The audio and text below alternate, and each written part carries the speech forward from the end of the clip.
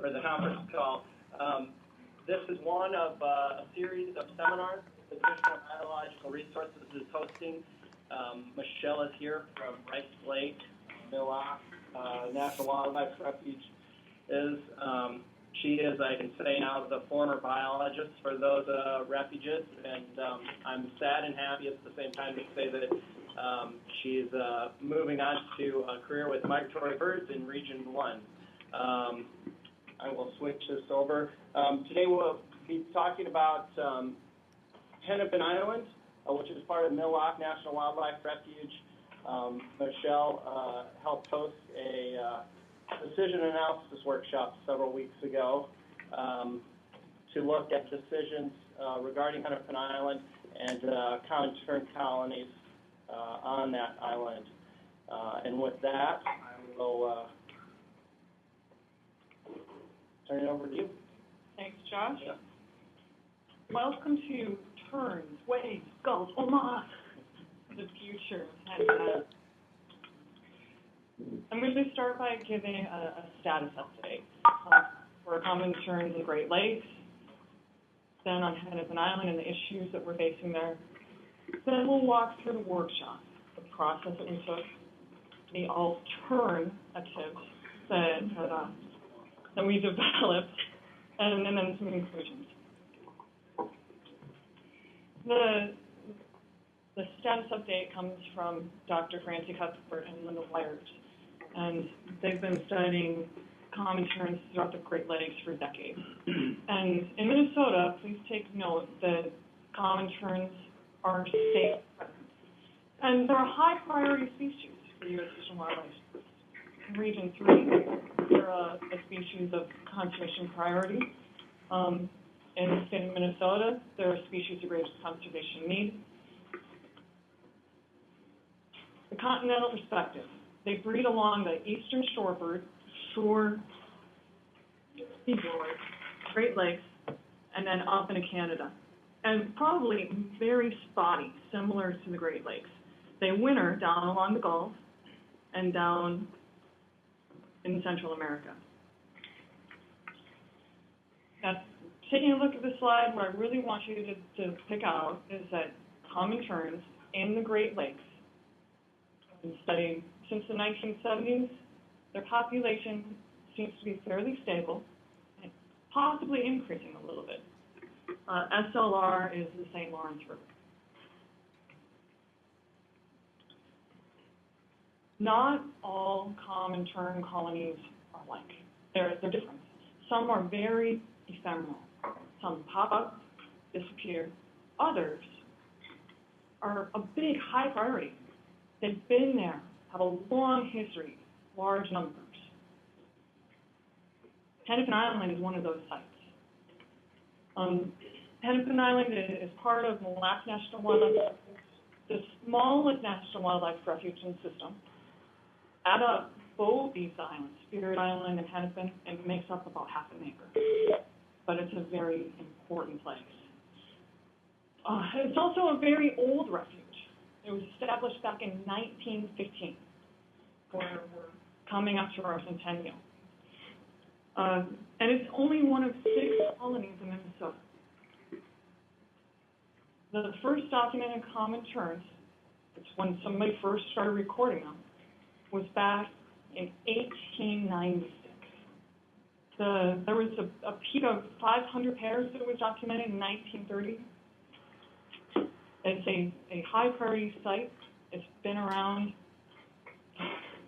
probably much longer than we've documented, and it's been used year after year after year. So birds have chosen this site.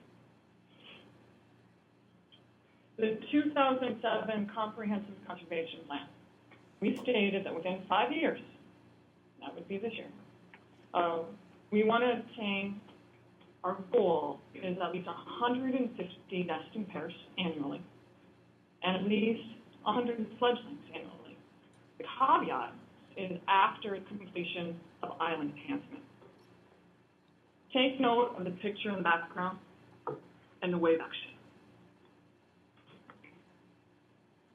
We've been monitoring this site for a long time. Pairs are on the Y axis, yours is on the X.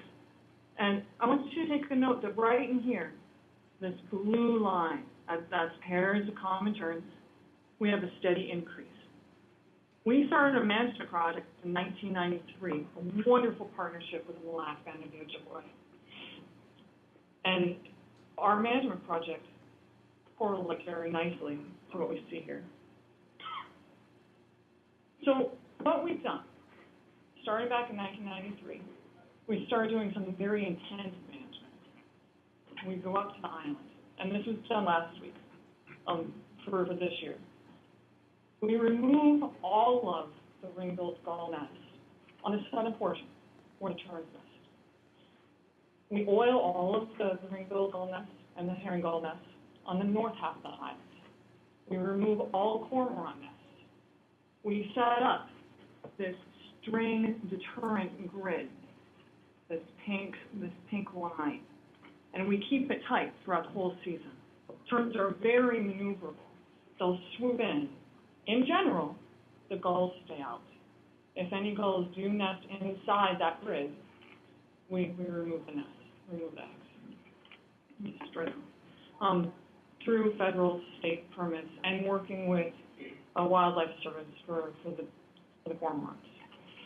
In addition, we've done P-rock augmentation on this portion of the island a couple of times. And this is pretty intense work. It's a weekly site. We go out 1 week, the Mille Lacs and the Ojibwe, the Department of Natural Resources staff go out the next. And we trade back and forth all summer long. And while we've been out there, we've been monitoring. We've been monitoring to see how many fledglings we're producing. We've had a few good years, but what I want you to take note is that our average is at 0.49 fledglings per pair, way down here. To be at a stable population, sustainable within its own, without immigration, we need to be up here at the 0.8 to 1.2, within that range, and that's on average. This is our issue. This is our problem. We have the pairs. We've done the management to get the pairs there. Now we need to bump up that productivity. And what we're seeing is that what's happening is that we have a large number of nests. We'll get some stormy, windy days, and those waves will wash over the pond. And sometimes, and oftentimes the chicks, they'll disappear too. So, what are we going to do about it? So we started thinking about this issue. How are we going to increase the productivity of these terns on Hennepin Island? And all I want you to take note of is that it's complex.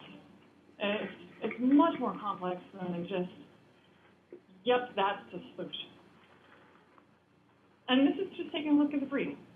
We needed a tool so that we could use our common sense in this really complicated web of information. Now, structured decision-making works perfect for us. Our objectives are very clear. We want to raise the productivity of those common terns. We have a few information gaps, but the science is not disputed. So we wanted to build a think tank, try to figure out, fill in some information gaps that we had, figure out which ones we couldn't figure out collectively as a group when we went to outside partners. We did some pre-workshop calls, and we did an introduction of ourselves, found out a little bit more about the places where our participants are coming from, how they've been involved in common terms in the past. We held a 3-day workshop, really honing down on issues, trying to figure out the cost. And now we're starting to write up the project report. Pre-workshop contacts. We contacted everyone. This is the list of folks who did not attend, but we've gained valuable information from them. You'll take note that some are managers of other common tern sites. Other folks are related to the joint venture. working on the draft conservation plan for Common Terns, for Minnesota climatologists, hydrologists, the state threatened and endangered species coordinator for Minnesota DNR. These are the folks, the participants, that came to the workshop. We were very lucky to have so many experts in the room. We pulled the expertise of Francie Cuthbert, the head of the Great Lakes Waterbird Research Program, Steve Lewis, our major partners with Mille Lacs and the Ojibwe, and representatives from the Minnesota DNR, Wisconsin DNR, and the Friends of Rice Lake Refuge. We used a tool called PROACT, and it's a pretty simple tool when you just step it through. Define the problem, hone down on the objectives, figure out some alternatives, measure how those alternatives will affect those objectives and consequences, figure out the trade-offs, and then decide. You'll see this one again. Lots of words, just focus on the highlights. Our issue is that Common Tern colony at Hennepin Island is not achieving the long-term productivity of 0.1 to 1.2 that's needed to sustain the colony. The refuge manager is the decision maker, but he's going to have some help with some partners. And what we want to do is take appropriate management actions to reach that sustainable level of productivity or timeline, 10 to 20 years. Actions, some are just going to be a one-time shot. Some we're going to have to do every year, like that string thread. We have some constraints. We have some unknowns. So, we've stepped through the problem. Now let's talk about the objectives. Some of these are going to seem a little bit off base for you. We'll get to the ecological objectives that we all feel really comfortable with in just a minute. But we wanted to take a hard look. And in talking with Mille Lacs and the Ojibwe, we found out how important Hennepin Island is. It's a sacred site. We need to acknowledge that. And the objective that we came up with was to minimize the impact of management to the island. What we do, we don't want to make the erosion faster pace. And we want to maximize the natural character of the island. And the way that we're measuring that is just on a ranking scale, 0 to 2. Now, these objectives are more visitor services type objectives. We want to maintain fishing opportunities, we want to maintain birding opportunities, and we want to increase public understanding. On this ranking scale, it's measured just on a -1 to a +1. These are the ones that we feel comfortable with, the ecological objectives. We want to maximize that tern population size and recruitment, number of nesting pairs, number of fledglings per pair. We want to minimize the competition and predation by gulls on those terns. And cormorants fall within the competition for space as well. We measure that by the proportion of nests and eggs that are oiled or destroyed. And these are the gull and cormorant nests. We want to minimize mortality from our management.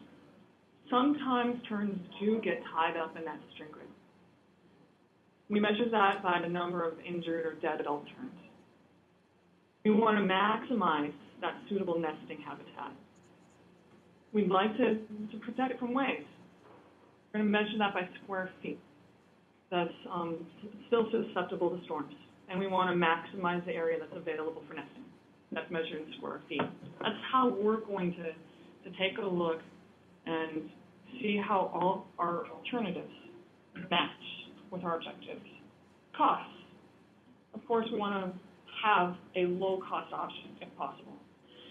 And so we want to minimize the one-time big shebang costs.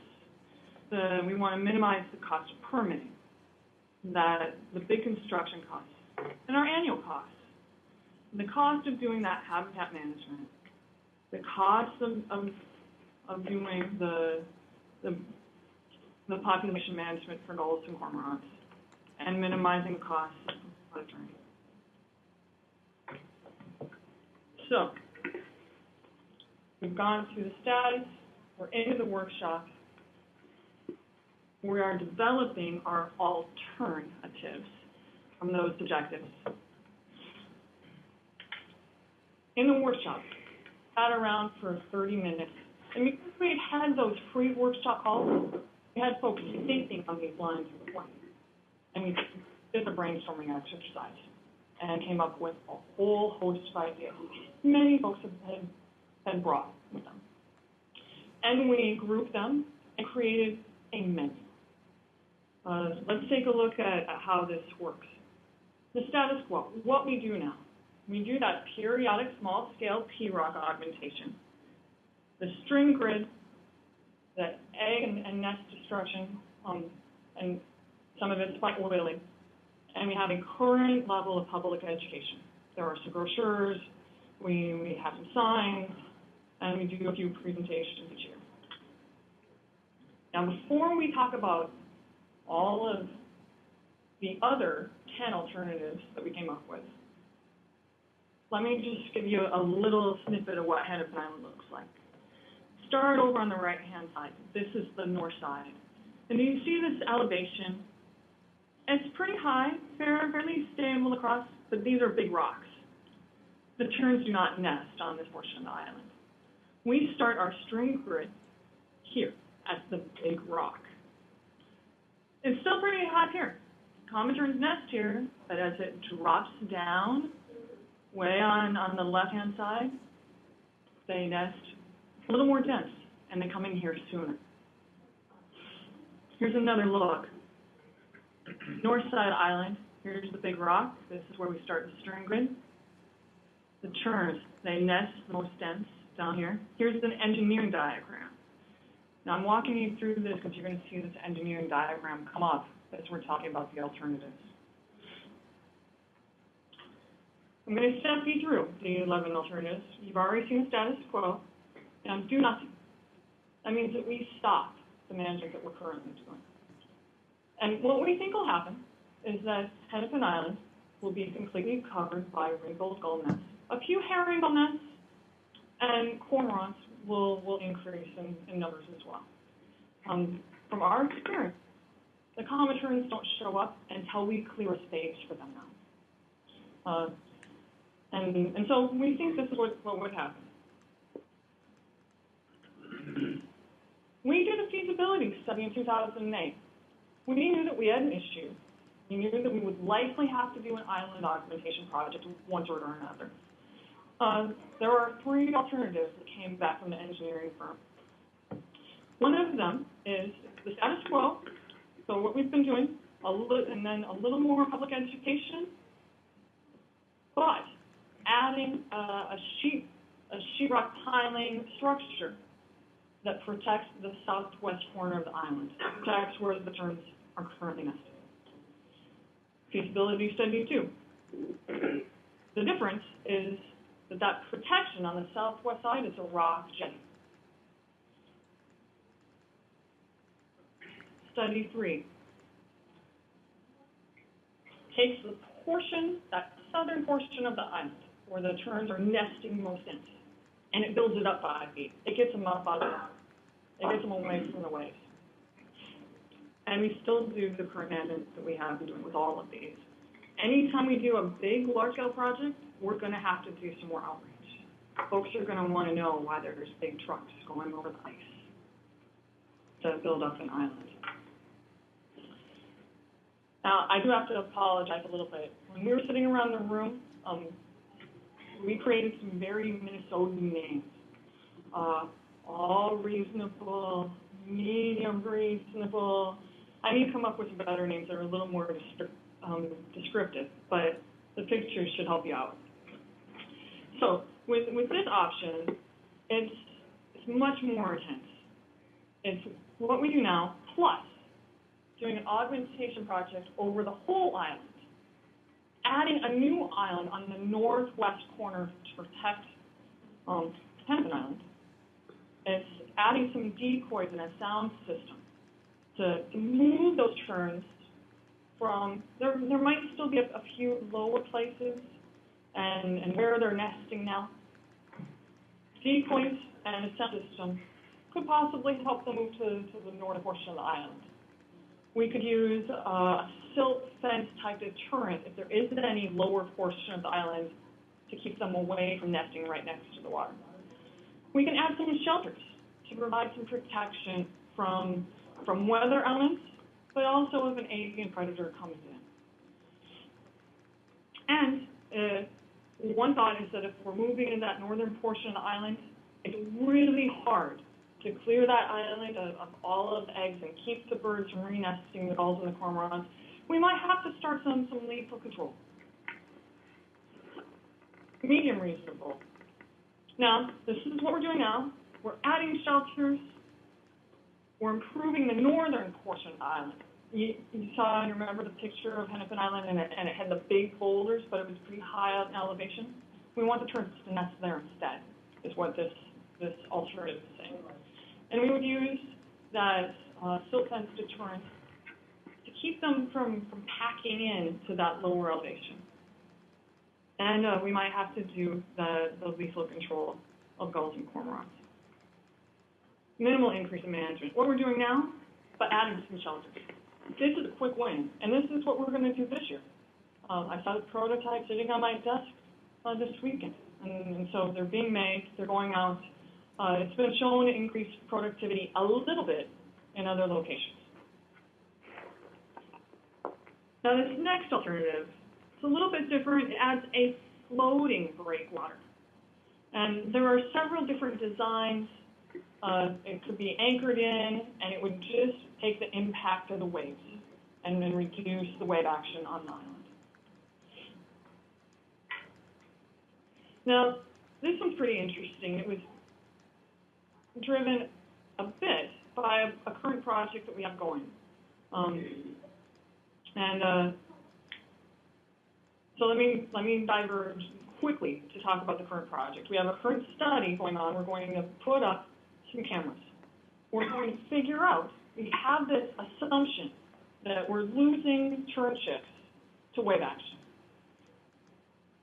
What happens with the black-crowned night heron?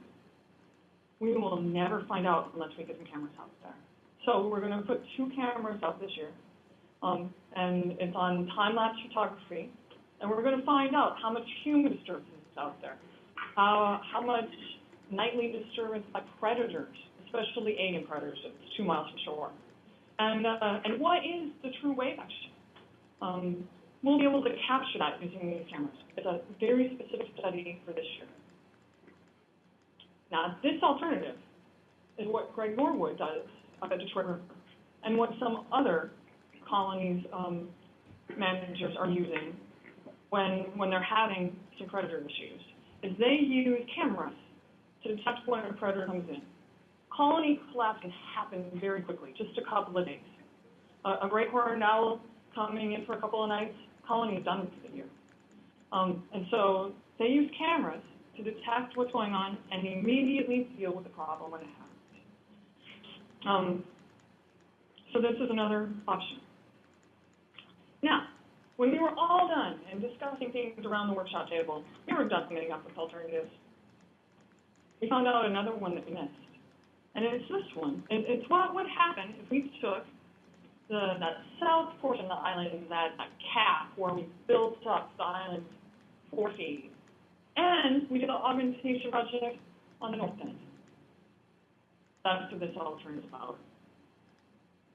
Now, one thing I want you to take note is that as a staff, we have come up with options down to 5. The 6 options on top of that, they weren't even possible because we hadn't thought about them without this workshop. So we've gone down to the alternatives. Now let's talk about consequences. So those objectives that we laid out in the beginning, where we talked about the nesting pairs, fledglings per pair, availability, angling opportunity, the costs, the impact and natural character on the island. That's what we're measuring. Now, these are not all ranked the same. Productivity of common terns and the number of nesting pairs, it's a higher priority for us than angling opportunity. Now, does it mean that that isn't even thought about? No. We sat down in the room at the workshop and we ranked how important each one of those objectives was to us. And that comes into play when our choices are made. But for the consequences, I'm just showing a few here, not all 11. These stats and phone numbers, we know how many nesting pairs of common terns we have out there with the management now. We know the number of fledglings. From the feasibility study, we have a really good estimate for costs. And we used the experts in the room to help us fill in the blank for what they thought would probably happen with the other alternatives. This was our voting exercise. We had the consequences, and we had already said what was most important to us as far as objectives. And then this told us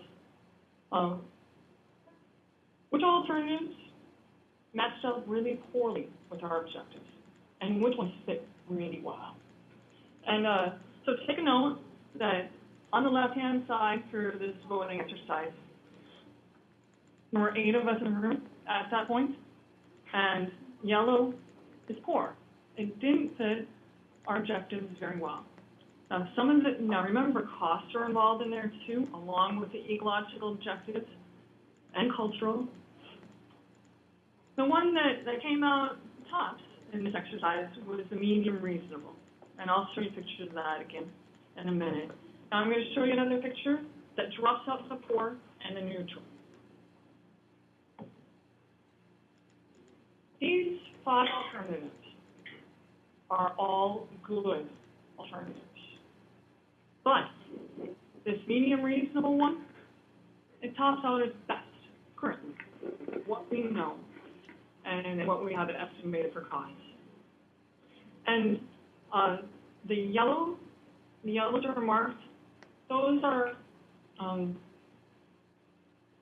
were the ones that folks have put out as ranking the lowest amongst these 5.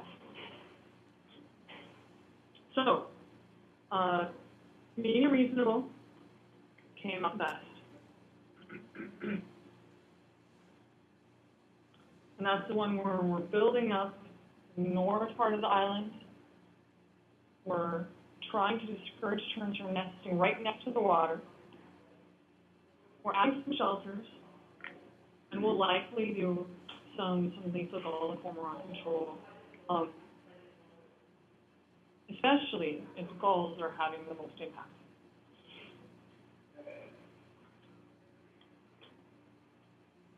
One of the best things about this workshop was that the folks around the table helped us to identify obstacles. We're taking this project and we're pushing it downstream. People in the room, they're identifying the obstacles that we're going to hit and us to watch out for. And lethal ticket cormorants was one of them. All birds are sacred to the Lac family of the Ojibwe. Cormorants are special. There are place names associated with them. That sets them at a higher status. Rainbow gulls, they didn't start nesting in Minnesota until the 50s. That one there might continue way on. Constructed barriers. We were sitting around the room and we were talking about every single one of the alternatives and what were the things that didn't fit and sit right with us and why. Constructed barriers, the rock jetty and the sheep, and the island, using that as a breakwater, the new island. There were some things that came up. There was new places for ring-billed gulls and cormorants to nest. And it was going to be dangerous and hard for us to get out there and control them on that type of space.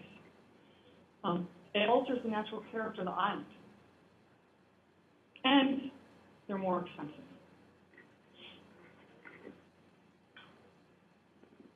The benefits of this workshop.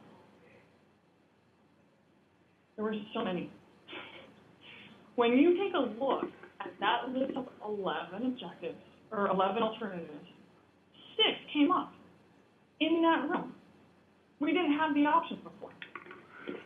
The option that is the best choice in our current scenario, that one wasn't available. It came up at the workshop. There were all kinds of new information that we gained. We knew that we were on the right course. When we started the workshop, we thought, low productivity. Is this what other folks are seeing across the Great Lakes and at certain colonies as well? Are they having issues with wave action? And the answer is yes. And it was really affirming to know that we're on the right track. There was an increased cultural awareness. We didn't know the spiritual value of Hennepin Island, like the Mille Lacs band and the Ojibwe do.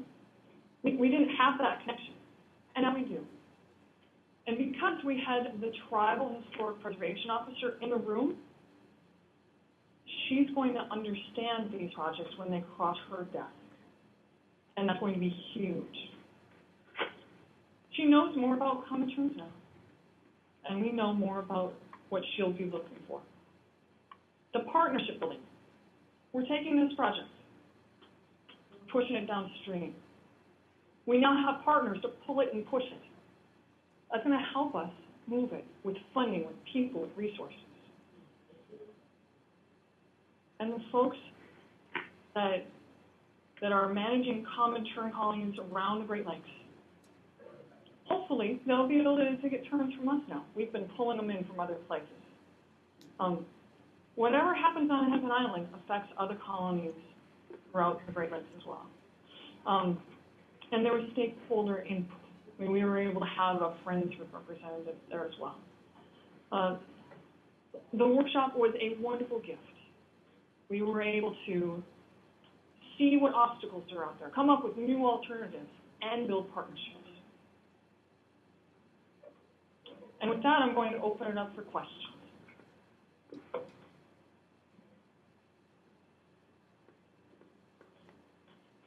Michelle, why Terns? Why not ring-bill Gulls or herring Gulls?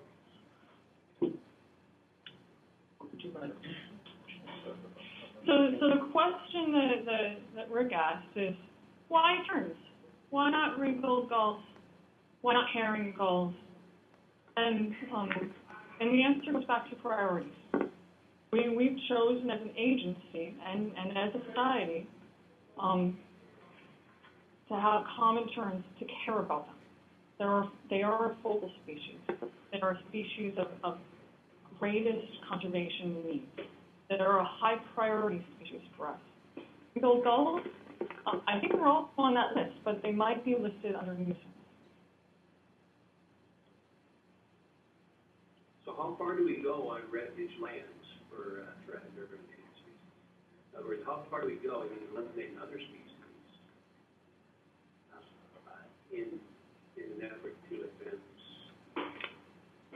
It's a very good question.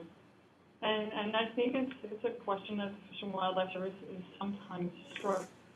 In this case, we have a high priority site. Common Terns have chosen to nest there for over 100 years.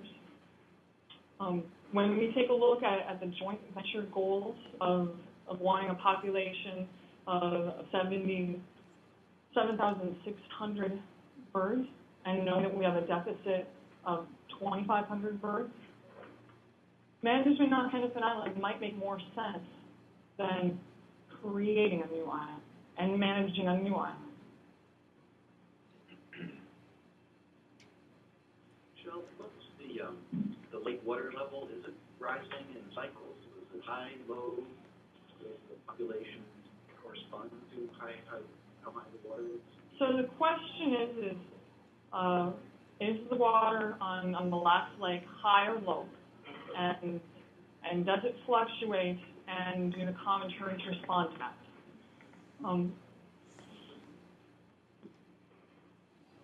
That's several questions. So let me back up. There is a dam on Mille Lacs Lake, and the dam was established back in the 1950s, and that dam reduces the level of bounce. But there is a 4-foot fluctuation. And yeah, on high water level years, we tend to, the terns have less space to nest. And I haven't dug in to look at the correlations, but I know that they have less space to nest. There would be more wave action over the lower portion of the island. I would have to dig in to tell you about very specifics of how that influences. What I can tell you is the high year that's documented of 500 pairs, that was in 1930. Water level was very low at that time. How did you arrive at your pair objectives and production objectives?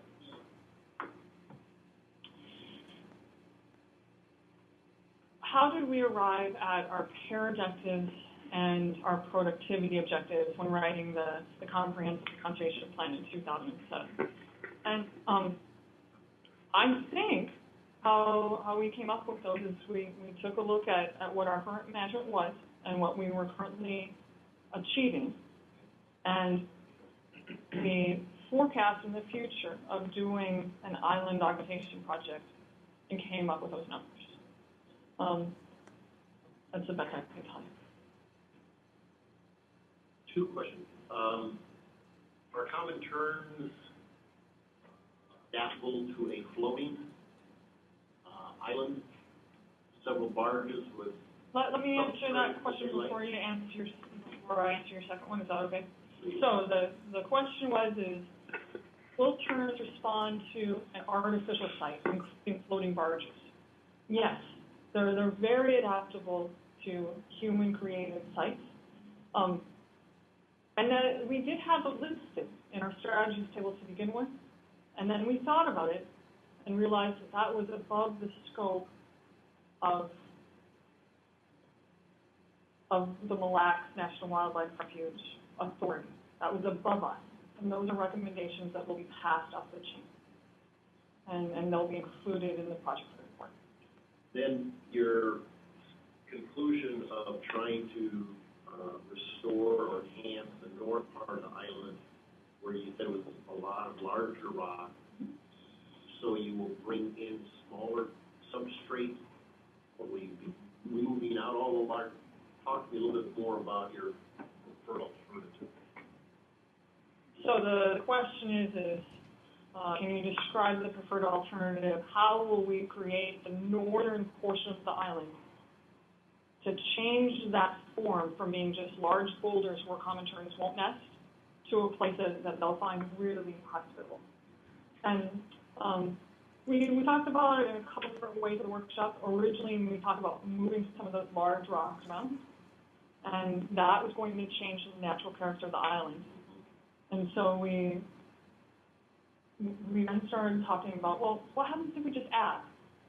And that felt better to the folks in the room. Adding in some medium-sized rocks and then overlaying that with the pea gravel. And that's probably one of the most cost-efficient as well. And culturally, that's more acceptable, having some artificial floating structure or some other manipulation of the island to do the least amount of change, but enhances the nesting surface. Yes. Changing the island in that way disrupts the natural character of it. Doesn't change the natural character of the island as much as adding a rock jetty or adding a floating breakwater or adding sheet piling. That was the one that sent up some red flags for some folks, especially. So we should ask those folks that are joining us over the phone, please feel free to ask questions as well. I know it's hard and you can't see the presenter, but are there folks out there on the phone that have questions? Reminds me of taking my oral boards. Experts. Michelle, you're doing well. Yes. Come on, you guys, ask me a question. Was there a question? Okay, Perry's name flashed. Oh, while you're waiting, I have a question for you, Michelle. Okay, Tim. Just from the presentation, I'm a little bit uncertain as what are the limiting factors for Terns. Gulls are nesting in cormorants on the northern part of the island that's higher down. The Terns are occupying the southern lower part of that island. The northern part of the island is a rockier, richer substrate than the southern part of the island. Is it a function of Terns taking the smaller part of the island, the shallower, because from other larger birds, because of the substrate? So, the Terns won't nest within those big, large rocks. Even if larger birds were gone. Yeah. They would use small pockets, likely right down next to the water's edge, on that part of the island as well. They aren't going to lay their 3 eggs on top of a big boulder. I'm guessing Gulls is doing that either. Sometimes they do, and sometimes there's, they tend to really focus in on where the pea gravel substrate is. And as far as competition with ring-billed gulls, like I stated, they don't move into that site unless we do that clearing. But your question is if we clear the island, the whole island, what do we think would be the response to Common Terns? I don't think we'd see a large increase in the number of nests. There aren't that many places for Common Tern nests. Steve, you've been out there. What do you think? Yeah, I think that's true. Spirit Island, I think Terns tried to nest there, and it's a death trap for them because the rocks are huge and the crevices are even bigger. So the chicks, if they did hatch out, were lost forever in the crevices. So it's really good that cormorants have taken that island over. And you essentially left Hennepin. Yeah. So I mean, there's substrates. And I think the washover too is a limiting factor. Yeah. Documented pretty well. And the winter upheaval of the rocks rearranges the island. Is there hesitancy on the refuge, on the management of the refuge program to basically have half the acreage in this refuge system manipulated for one species? I mean, there's diversity aspect, philosophically, I mean, we're altering half of the refuge. That's a quarter acre. Certainly there is some hesitation on my part to make such a major modification because there's no guarantees either. I mean, the impact from the ice shear in the spring, the storms in the summer, to move these rocks is tremendous. And I haven't been able to talk to Michelle since she was gone last week, but when I was up there last week setting up the grid, I mean, the danger of doing anything out there is we're in peril every time we go out there. Literally, there was a rock the size of the table that when we were putting the grid up, rolled off and missed us by 2 feet. I mean, I about pulled the plug right there, but we were already about 3/4 done. We completed the grid. To me, it would also provide for some safety. If the terms are important enough for us to manage, something needs to be done for human safety as well, or else we walk away because of the potential liability to our lives out there. I don't know. It's not an easy, and that's why we have to do this workshop, because you can look at it in so many different angles and come up with different answers. It was more than Michelle and I could accomplish just between us. Okay. And I don't know what the answer is yet, Tom. I agree with you. I mean, there certainly would be easier ways, but it's above the scope of managing the Lacs refuge. I mean, do we put floating barges out there. Certainly would be easier to maintain in a way, but there's added costs, and it would have to be at a much higher level than Fish and Wildlife Service, to anchor a barge out there someplace.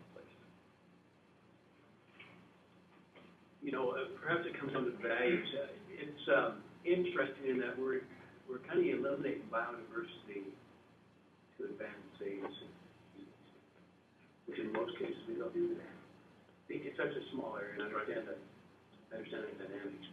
But there is a kind of big core of what the refuge system is to some degree. Yeah. It might be. I'm not saying it's not worth it, but there's always another view in terms of how far do you go for the species. Yeah, right, and that was something that was discussed. How far do you go for a single species? And when you're talking about endangered species management, that comes up all the time. And I would suggest, in the discussion, obviously, there's a number of other factors, cultural and spiritual, and so you can't go as far as maybe engineering would want to send you, or engineering would take you. Perhaps it's a good thing. Yeah, so there are some trade-offs. When I came on board with this project, it was it did take me a while to figure out we are choosing one species over the other. But we also know that if we stop doing that management, ring-billed gulls will likely take over that island, and common terns will cease to exist. And our current management, we're just pulling in birds from other places. We aren't self-sustaining. Now for a comment, or are you only taking questions? May I comment? Please. Well, I would argue that, in answer to your question, it's a scale issue in some sense. So the biodiversity issue. So if you look at those three species, like cormorants, ring-billed gulls, I think the question is always viable. But the answer is if you see that in the Great Lakes region, we have huge population of both cormorants. We have a large population of cormorants and a huge population of ring-billed gulls, and only limited population of common tern. So the question isn't just what is it like right there on that island, but also how can the National Wildlife Refuge Service, National Wildlife Refuge system, do its make its contribution toward preserving the biodiversity of the region? And the answer to that question is looking at those three species, and we have an opportunity here to really make big contribution to maintain common terns in the Great Lakes, and so you pull out and look at the big picture. Your answer to that question is considerably different. So this is less than an acre island. Let's say it was 50 acres or 250 acres. Right, like refuge, how far do you go and you limit biodiversity on a larger refuge for the sake of? I don't know. But you could also, you can make that investigation in the scale issue too. We could eliminate a lot of species at Rice Lake, perhaps.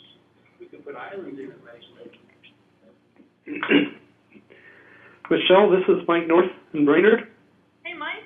Hey, I would just like to interject that if you look at both of the islands that make up the refuge in Lake Mille Lacs, when you factor in Spirit Island, you are maintaining the cormorants and the ring-billed gulls there.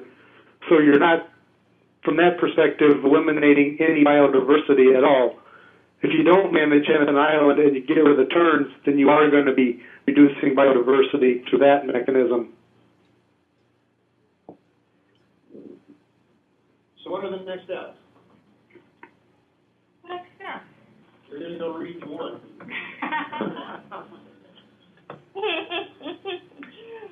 Well, I'm going to be going to Region 1 and specializing in water birds. Oh, okay. So Walt will be able to call me up to gain information about gulls and cormorants.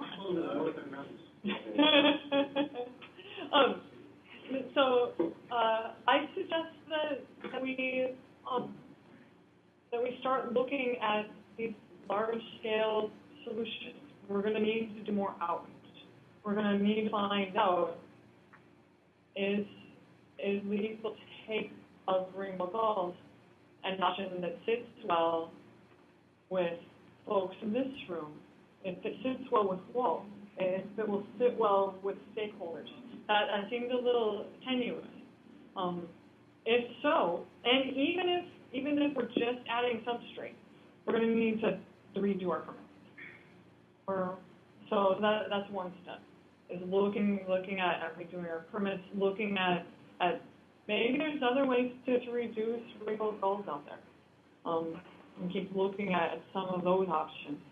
And starting to take some funding. Part of this came up as Jim called Walt and said, hey, how can we help Mille Lacs? Walt said, the centennial coming. Maybe it's time to really dig in and pick up one of the projects that was in the CCP. So those are my suggestions, along with continuing the study to be funded for this year. Let's identify how high do those waves come onto that island, and what's happening at night. Are black-crowned night herons coming out there, even though there isn't a documented recurring within 20 kilometers? So those are my suggestions. To pursue one of these good alternatives and continue with the current study that is going in place, and to collaborate with the Great Lakes Marker Research Program and Mike North, who's our bander, and start doing some color banding so that we can find out in colony movements. We're having birds that are showing up. We don't know where they're from. And so that's another danger, is that if that happens too often, we could end up losing birds from not just our birds, but birds that call someplace else home first.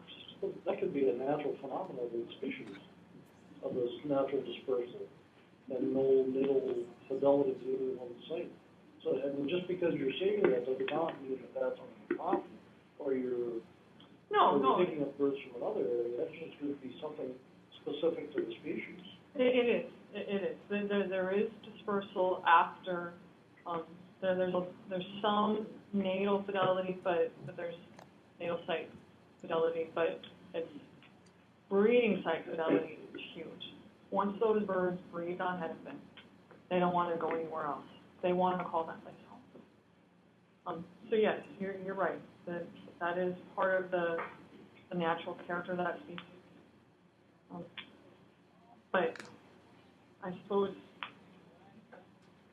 there's all kinds of different influences in here. You could mention that ring-billed gulls might not be a natural driving force for the system.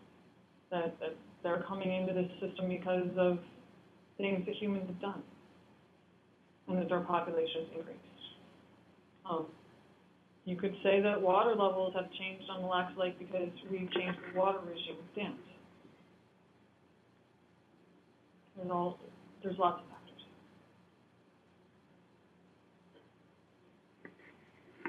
All right, good job, Michelle. Yeah.